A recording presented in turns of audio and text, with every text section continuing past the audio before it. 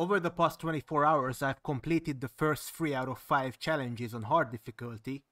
2 of those were beaten under the part-time, and I have some tips to share with you guys. You will see footage of the first 3 challenges just before I fired all of my scientists and beat the actual challenge. Here is Canada just before 5 stars. The first tip that I can give you before I forget is that for all 3 of the challenges I've completed, the way I won these challenges, as I said, is I fired all of my scientists to get enough park rating or get enough income per minute, $900,000. Let's fire these guys. I've saved all of the games. Just before the firing, make sure to save the game before. And let's have an example of this carrying us into victory. This has some consequences.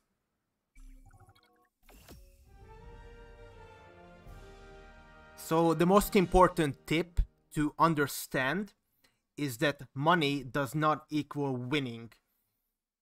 Let's continue that and load into the next one.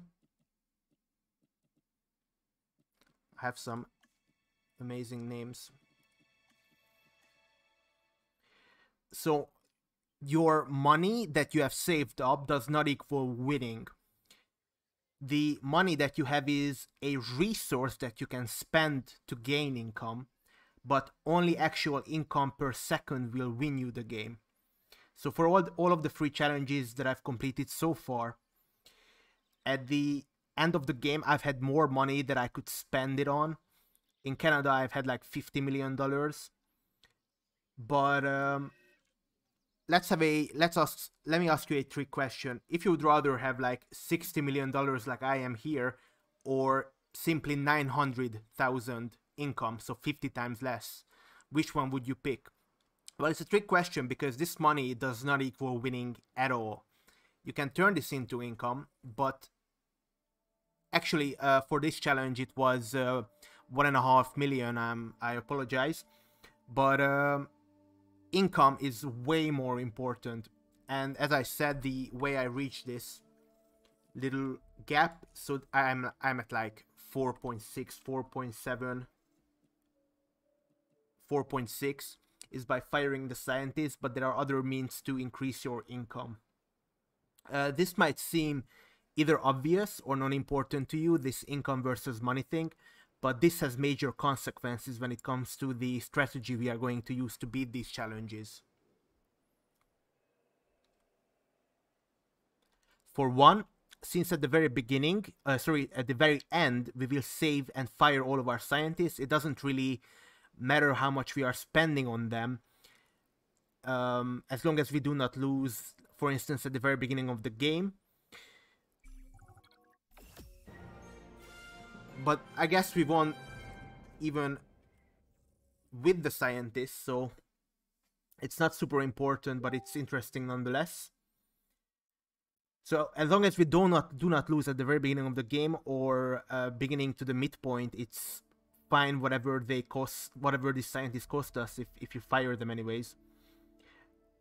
It's really funny because before I did these challenges, I would also have preferred scientists with traits such as cheaper incubation, cheaper expeditions, cheaper research. However, by mid to late game, when we have like $60 million in the bank, it's gonna be much more useful and just less annoying to have faster guys, so faster expeditions, faster extraction, faster research, and whatever. So that's my other tip for you, is that it's sandbox and challenges are really like sort of different. Let's load into United Kingdom that I just finished as well. Next tip, at the very beginning of the game, you do, however, need to look out for your spending. So I'm not lying when I say that I've only been recruiting very cheap scientists, and I'm not lying when I say that altruistic trait, altruistic salary is literally the best trait you can have at the very beginning of the game. Check what kind of scientists the game gives you at the very beginning and literally fire them if they cost more than like $15,000 per minute. It can be, I would pay for that amount if they had good skills or good traits, or if it was super necessary to have them. For instance, here in the UK, and that's going to be the next tip, logistics is very important. And I'm going to fire them anyways at the very end, so it doesn't really matter what they cost now. But at the very beginning of the game, if you have a scientist, I had a scientist that cost like $52,000 per minute, and it was just way too much. It's eating at your money, for one. For two, because your income is gonna get much lower, because you're paying your scientists more, you're not gonna have the star rating that you need to unlock new dinosaurs and new stuff. So just fire the scientists you got at the very beginning of the game, and just restart, because it's completely random as to what scientists you will get, unfortunately. So sometimes I had to recruit expensive scientists, such as, this is a very specific example, but in the UK challenge, at the very beginning, because you have to unlock almost all of the buildings, including even just fences, and all of these buildings require like 4 or 5 logistics skills across only like 2 scientists. Logistics became super important, and this is the only reason I would spend this much for scientists. As you can see, I've spent much less. So UK is an example of where for the fences and the feeder you need logistics skills, but at the very beginning of the game, even if I had to get logistics scientists, I would fire them as soon as possible. When it comes to the next tip, missions are kind of like missions in the first game, where they are really not balanced at all. Some missions are super easy to do, some are nigh impossible to do, but at least you can, after some time, either replace the mission or buy a new mission. The missions that I recommend you do, the photography missions, always gave me the best money, and they are generally the simplest. The most difficult photography challenge that you can have is something like having a specific dinosaur species sleep. But even that can be completed, and you can generally complete the photography challenges super easily. Another tip is that I've heard another YouTuber say, I'll try and put him in the description because I learned a couple of tips from him before I started, but you can kind of game the system where if you don't buy a restroom or emergency shelter at the very beginning, you may or may not get a contract to increase shelter coverage or restroom coverage or whatever. And you know, that's going to be easy to complete. I wouldn't recommend not buying amenity stuff, because this is money that you are missing out if you don't buy amenity stuff at the very beginning. You don't need amenity at the very beginning of the game, only buy them once you have a dinosaur enclosure and some sort of viewing gallery to increase appeal. If you don't have visible dinosaurs from a viewing gallery, you literally are not gonna get any guests or any money. So that's very important to get. Next tip, what to research. I always go for, so for instance in the UK, again, get at least one enclosure with dinosaur and dinosaur visibility as soon as possible, so you can open your park and gain some income, start gaining income. For that you will, for the first 3 challenges I had to research the viewing gallery every single time. For this challenge you do start with a viewing gallery, so you are not necessary to do that, but that's where you start. Get dinosaurs, open your park. Then I get my scientists to research cheaper power, so the actual power station instead of the generator. You get that, you place it down, you have power. Great. What next? Super important to have, on this map you do start with a ranger station response facility, but other maps you don't. You do need a response facility, and fairly early on a paleomedical facility, because your dinosaurs can get sick. For instance, in Canada, I just had no money to cure and dinosaurs died, but it's not that big of a deal. To be honest, staff center is more important. You have to research the staff center every time. This is so you can rest your scientists, because what can happen is you can technically, like, not soft lock, but soft lock yourself by using all of your scientists on rest, and then you don't have a staff center to rest them. That's kind of awkward. Let's continue with tips with what I unlock every single time. So I unlock these every single time, obviously.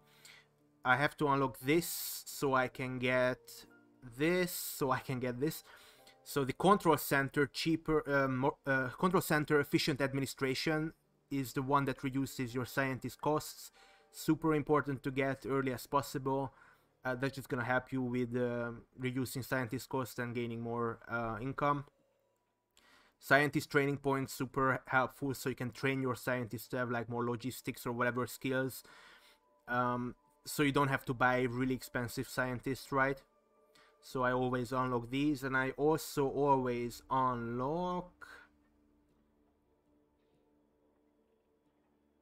Yeah, this is super important for two reasons. The really cheap upgrade that you always have to get every single time, just get this.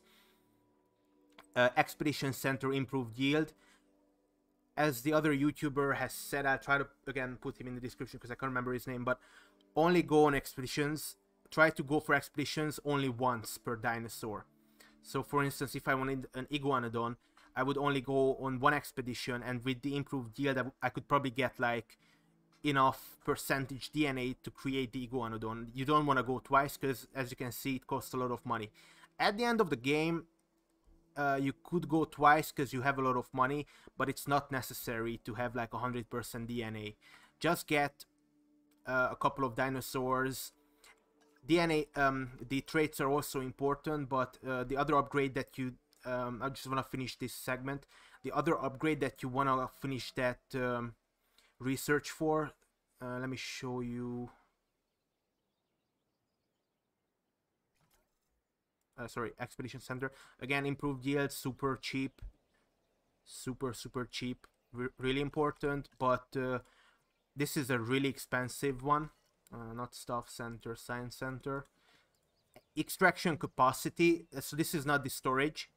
Capacity is again like it's gonna save you so much time to not have like half extraction capacity. It's really expensive. It's $1 million, so only get that once you have enough money. But again, fairly early on. Every other upgrade is not really necessary. For instance, look, even for marine-based reptiles, I just use a viewing gallery because researching an underwater viewing gallery is just way too expensive and too many logistic skills. It doesn't matter. You can just do that. Every other upgrade is not that important. I try to get hatchery upgrades if I can. You do have to research, obviously, lagoons and whatever for water-based reptiles. However, it is important that I forgot about gas stuff. So you need to get large humanity as soon as possible, medium and then large humanity as soon as possible, because there is such difference between the income. Like here, I'm only getting like 4,000, but if we go to the main hub of the park, let's see how much we are getting from these amenities stuff. 71,000 plus 74,000 plus 70,000. 69, nice. So without large humanity, I don't think you can beat these challenges. I don't think you can reach 5 stars. Also really good to have like guest comfort. Try to, I don't think it's that important nowadays. They must have fixed it or something, but basically just a normal wide path. You don't have to have the widest path, the thoroughfare or whatever it's called. This is fine. Like, this is completely fine. You don't need to have thicker paths than this. I do have a large hotel. If you don't have a large hotel, you will need to buy like 5 hotels to up that accommodation rating. And again, you need shelter and restroom coverage as much as possible. The more you can do that, the easier it's gonna become. The easier it's gonna be to not have like major, I don't know, income saves until 5 stars. Transport rating is also important. every single park you need to have either a monorail station around to improve the transportation rating. Like for instance here it's like 100% perfect, but you can also have the jeep tours to do that same thing, because it's faster to get the jeep tours at 1.5 stars than this at 2 stars. So these are the must-have upgrades. I don't know if it's a must-have, but when it comes to attractions, I do get the guest attraction module with the innovation center, because I feel like without that I couldn't reach 5 stars. Like for instance here, I just have 2 innovation centers and 2 attractions to up my rating, and it's still not enough without firing the scientists and creating these Dinosaurs. These are the must-have upgrades. You obviously sometimes you have to research dinosaurs, because you just for instance in UK, every single dinosaur, there's nothing unlocked on the expedition map. You have to unlock everything in the research first before you can do expeditions. There's also wild dinosaurs you can gather. At the very beginning of each challenge, always go on a helicopter, fly up and see if there's a wild dinosaur, because in Canada I didn't notice until like the mid part that there was a brachiosaurus just free waiting for me, even though it's kind of a sucky dinosaur. How many dinosaurs do you need to have to reach 5 stars? Pretty much the species, whatever it's called, species target. So whatever the species target is here, you basically need that many to reach 5 stars. In Germany it's 13 only herbivorous, or sorry, non-carnivorous dinosaurs. It can be marine dinosaurs in Germany as well. In Canada I can't remember, but you will need to reach this, because even if you only have like 10 out of 11, you're gonna have a massive appeal loss, and you will not reach 5 stars that easily. So always aim for at least the species target, if not more species target, if possible. As the other YouTuber have said, all of the free parks I did dig up Tylosaurus, because it's cheaper to dig up Tylosaurus compared to the other like similarly rated dinosaurs. It's cheaper to create Tylosaurs as well, I think. I'm creating one here. I did need Tylosaurus and firing the scientist to reach 5 stars. I'm at 4.7, right? Just before the win save. So this is a good dinosaur to get once you can get it. As the other YouTuber have said, it's really sucky to have small carnivores, because there's no small carnivore that can live within other small carnivores, so it's wasted space. In this park, I've been really efficient. I have 2 large exhibits for herbivores. I could just put them in one large exhibit as well, I guess, but it's just easier to place the viewing galleries like this. This saves a lot of space, and it's just gonna win you the game. Instead of having like 13 small carnivores situated around the whole park, I just have like 2 large exhibits, and basically that's it.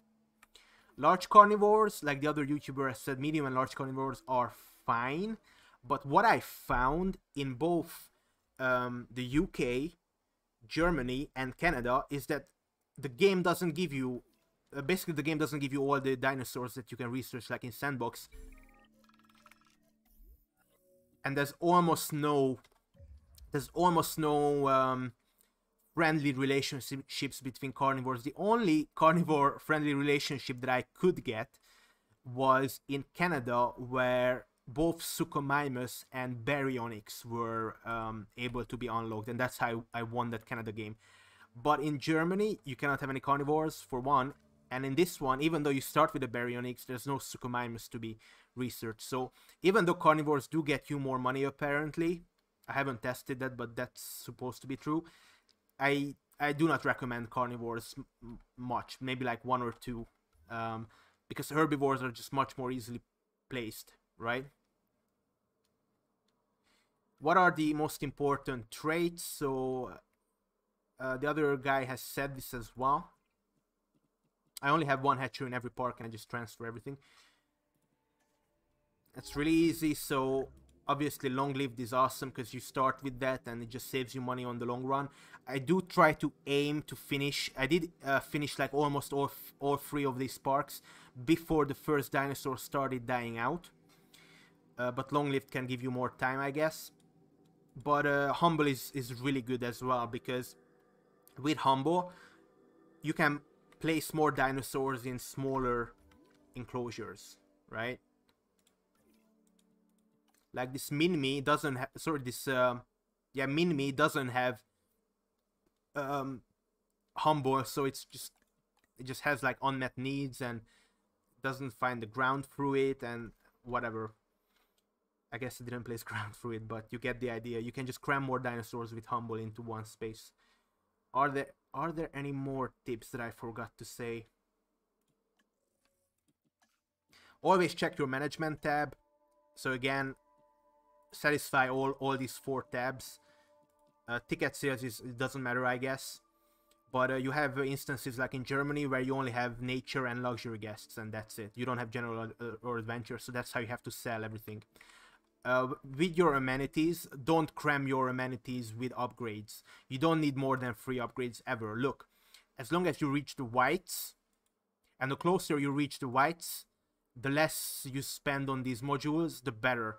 For instance, here I spent too much on nature. I should have spent less on nature, just so I don't spend as much. But basically what I do is check how the profit changes if I change this. Or whatever, like I don't have aquarium, 45k. Which one gives me, okay, that's 60, 68, 39, that's bad, 41, that's bad, 57, that's good. 57. But the best one is again, like even these, like fish tank is not the same as aquarium. Just play around with this to achieve the maximum profit. And again, sometimes a couple thousand can matter whether you get 5 stars or not. I'm just gonna fire these guys. Again, fire your scientist. Oh.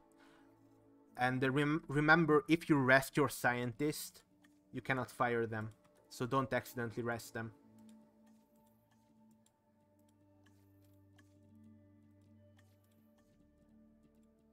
By the way, my Tylosaurus is done, so let's end the video with winning and also releasing the Tylosaurus if we can, though I already won this.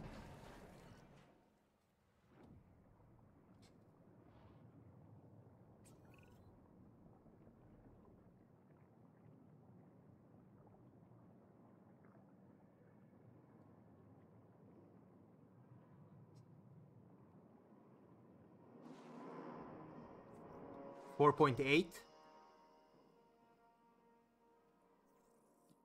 Yeah, my most expensive scientist is the one I accidentally click rest on, so that's nice. 4.9. Oh, hello, drone.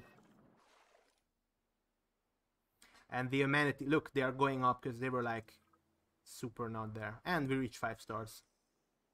Hope you enjoyed this video. If you did, like and subscribe for more, and I shall see you in the next one. Bye bye.